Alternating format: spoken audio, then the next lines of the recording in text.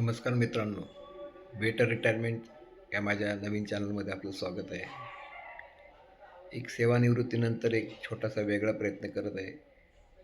सेवानिवृत्तीनंतरचं आयुष्य कसं असतं, वेळ जात नाही म्हणून आपण काय काय करावं लागतं आणि त्यातून आपण आनंद कसा घेतो, एक छोटा अनुभव त्यातनं मी या चॅनलवर टाकण्याचा प्रयत्न करणार आहे.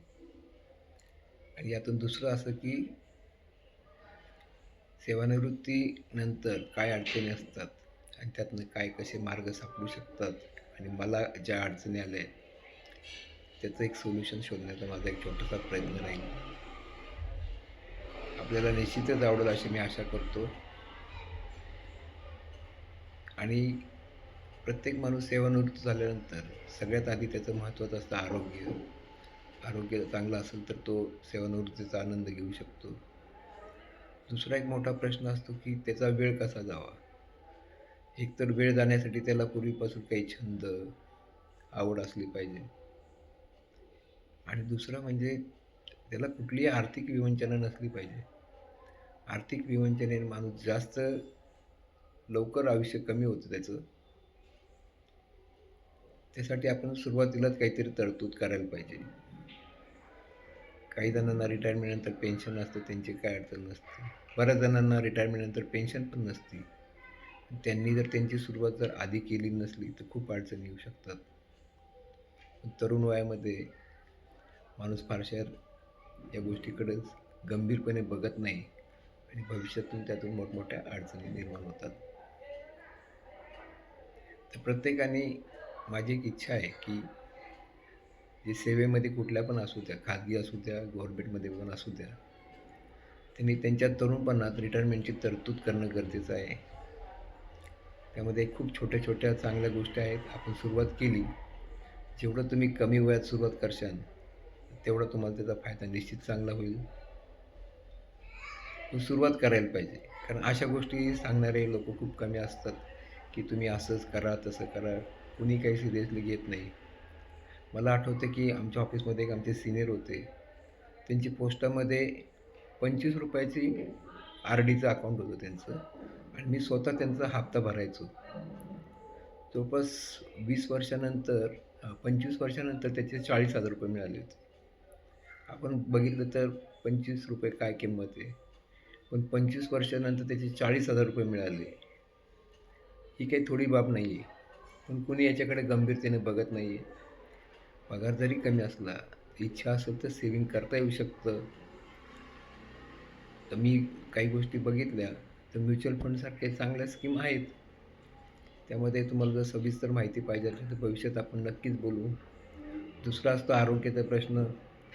रिटायर झाल्यानंतर माणसाचं आरोग्य वय वाढतं तसं पचनसंस्था कमी झालेली असते आणि त्यातच मग समृद्धी जर आली, तर माणूस मग जास्त ड्रायफ्रूट खाणं, पार्ट्या करणं, नको त्या गोष्टींकडे जास्त वळतो आणि मग त्यातून आरोग्य खराब होतं. ते पण महत्त्वाचं आहे. जेवढा तुम्ही रिटायरमेंट झाल्यानंतर आहार कमी ठेवशाल, तेवढं तुमचं आरोग्य चांगलं राहील. कारण संस्था जर व्यवस्थित असेल, तरच तुम्ही जीवनाचा आनंद घेऊ शकता. ह्या छोट्या-छोट्या गोष्टी असतात आणि आयुष्यातल्या रिटायरमेंटनंतर आपण जे आयुष्यभर रुटीन जगलो आहे, त्यात फारसा बदल करण्याची आवश्यकता नसते. काही जण लोक मग अचानक जिमला जायला लागतात किंवा काहीतरी वेगळं करण्याचा प्रयत्न करतात.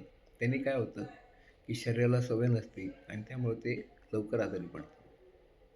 माणूस जरी वरून किती धिप्पाड वगैरे किंवा चांगला तब्येतीला वाटत असला, तर काही माणसं तशी आतून पोखरलेली असतात, कळत नाही. रूटीन चेकअप करायला पाहिजे. रूटीन चेकअप सगळं नाही केलं, तर कमीत कमी बी-पी, शुगर या गोष्टी तुम्ही चेक करायलाच हव्यात. ह्या गोष्टी खूप धोकादायक आहेत. बी-पी तर त्यामध्ये खूप धोकादायक आहे. मला आठवतं की मला पण बी-पीचा काही आजार नव्हता. पण मी होम लोन करायला गेलो आणि त्याच्यानंतर बी-पी डिटेक्ट झाला. माझा विश्वासच बसेना. हा कोविडनंतरचा काळ आहे. त्याच्यानंतर बी-पीचं डिटेक्ट झालं.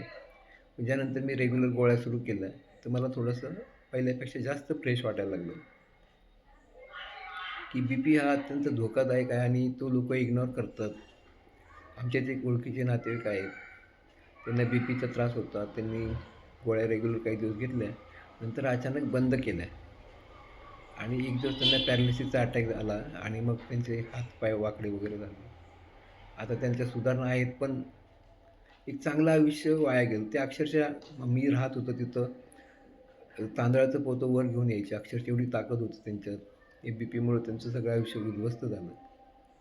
आणि मग एखादा माणूस जर आजारी पडला आणि त्याच्या आयुष्यात जगण्यात जर लाचारी आली, तर त्याला खूप जगणं असह्य होतं आणि त्याचा बाकीच्यांना घरच्यांना पण खूप त्रास होतो.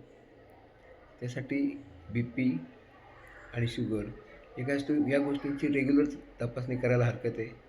एक वेळ तुमचा विमा नसला, तर गव्हर्नमेंटच्या पण चांगल्या स्कीम आहेत. त्यामध्ये पैसे मिळू शकतात. तिथे नाव नोंदवून ठेवा. पुढच्या भागामध्ये आपण नंतर सगळे सविस्तर बघू एक-एक योजना. आता मी शासकीय सेवेमध्ये काम करत असल्यामुळे मला बऱ्याच शासकीय योजना आणि बऱ्याच ठिकाणी कार्यशाळेला उपस्थित राहता आलं. त्याच्यामुळं मला माझ्याकडे माहितीचा खूप संग्रह आहे.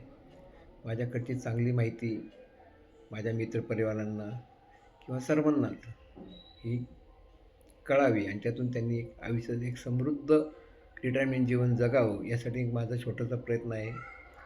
शासनाच्या कुठल्या योजना आहेत रिटायरमेंटसाठी किंवा मेडिकलच्या कुठल्या योजना आहेत, मुख्यमंत्री सहायता निधी काय असतो, याची पण माहिती आपण पुढं घेऊ. आपल्याला हा चॅनल निश्चित आवडेल अशी आशा करतो. खूप खूप धन्यवाद. लाईक करा, सबस्क्राईब करा. चांगली माहिती आपला मित्र, परिवार सगळ्यांना पाठवा. धन्यवाद.